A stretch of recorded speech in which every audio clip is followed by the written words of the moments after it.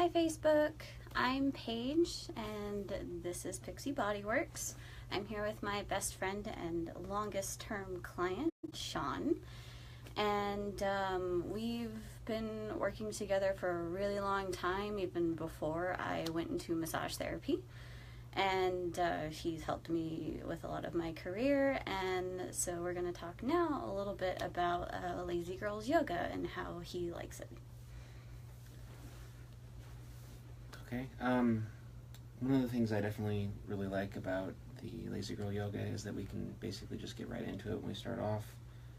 Since you're sitting on the mat, there's not nearly as much time spent getting ready and going. Mm-hmm. You mean like you don't have to deal with getting undressed, or more so there's not the warm-up time with the actual session? Both. Okay. The warm-up time is nice in the actual session when you're doing table work, but you don't have to do that, so time is saved there. Yeah. The sessions tend to be longer anyhow, but that's just the difference in style, I gather. Mm-hmm. Yeah, with Lazy Girls Yoga, the shortest session that we will book right now is 90 minutes, just because with that amount of time, that's good to do kind of a basic, general, full body session. So, if you have like a really specific issue, like an injury or chronic pain, like Shawn works in an office, so he has a lot of the really typical, office desk job issues, like his shoulders, get really tight and rounded forward. This is a problem a lot of us have. And Lazy Girls Yoga is super great for that. Basically, I have so many options to stretch and compress and pull and really open up the chest to allow this upper back that I can count on one hand how many times I've seen people that don't have rounded shoulders or feel really tight and get tension headaches and just have all this upper back pain that they just kind of sit there and live with. So how's that been helping you over the last couple of years? It's definitely helped a lot. The back and shoulder stuff is pretty intuitive, mouse and keyboard type positioning. The thing that's not necessarily immediately apparent is sitting in a desk chair is not great for your legs either. And with the Lazy Girl Yoga, you can get spots that might be a little more uncomfortable on a table session, since draping and modesty, it's not nearly as hard to do with what are these pants called? So Shawn is wearing some Thai fisherman pants. Yes. So these are great, and I work in them sometimes. They're really loose and flowing, and they allow for a lot of range of motion, particularly at the hips and knees and stuff like that, which is important for this style of work. So they're free-form pants, so they are really, really wide, and you can open them up and fold them over and tie them together.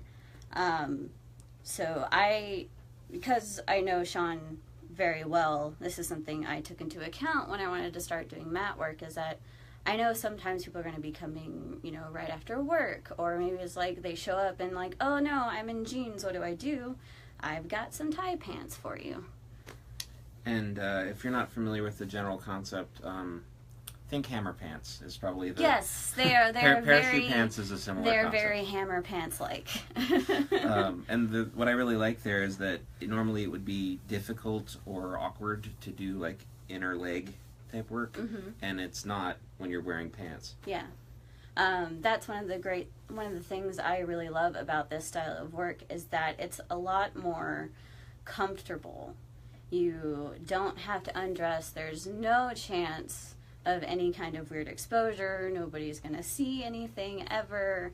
And I can get at some, muscle insertions, basically, points where the muscle attaches to bone or joint or ligament. Those areas are good to work for a lot of reasons that matter to me and not really to you that much.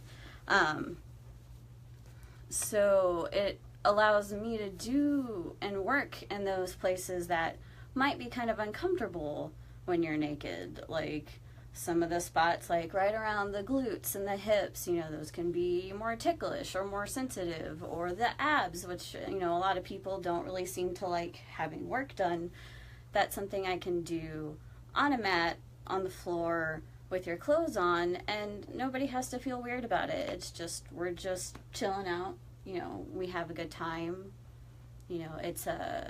It's just really effective, awesome work. It also seems like height differences are much less of an issue when working on the mat. Yeah.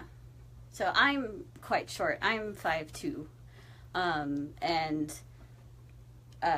sometimes working on a table can actually just be difficult for me body-wise, and I'm bound to just my elbows and my hands for the most part when working on a table. When I'm working on the mat, I get to use all of my body weight, and I'm not like super light or anything. And since I'm short and Shawn's tall, you're what, 5'10", 11? Just under 5'10". Yeah, kind of like average-ish, but still, a lot on me.